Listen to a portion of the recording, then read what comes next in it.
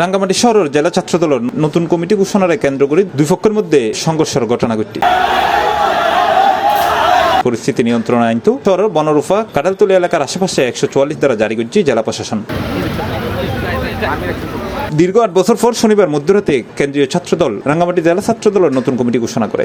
এরপর দিন রোববার সকালে কমিটি বাতিলের দাবিতে আন্দোলন নামিয়ে পদবঞ্চিত নেতাকর্মী হল দুর্যে তারা শহরের দলীয় কার্যালয়ের সামনে সড়ক অবরোধ করে প্রায় 1.5 ঘন্টা বিক্ষোভ কর্মসূচি পালন করে।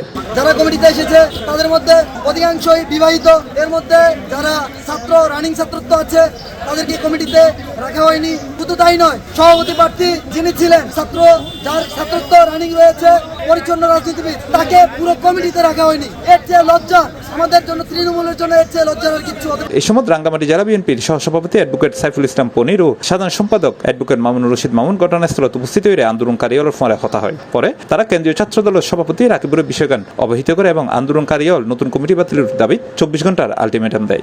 সোমবার 2 পর্যন্ত কেন্দ্রীয় ছাত্রদল হন সিদ্ধান্ত ন জানালে বিকেলে নতুন কমিটির সমর্থক শহরত আনন্দ মিছিল বের করে। এই সময় পদবঞ্চিত ছাত্রদলের নেতাকর্মীদের ফলে উভয় পক্ষের সংঘর্ষ বাধি দেয়। পরে আইন শৃঙ্খলা বাহিনী ঘটনাস্থলে দায়েরে পরিস্থিতি নিয়ন্ত্রণে আনে।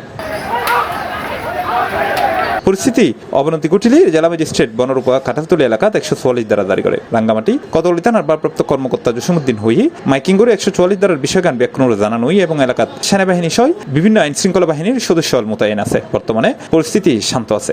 144 জারি হয়েছে বনরূপা এবং এর আশপাশ এলাকায়, কাঁঠালতলী এলাকায় কোনো রকম মিছিল, মিটিং, জনসভা, শব্দ দূষণ কোনো কিছু করা যাবে না।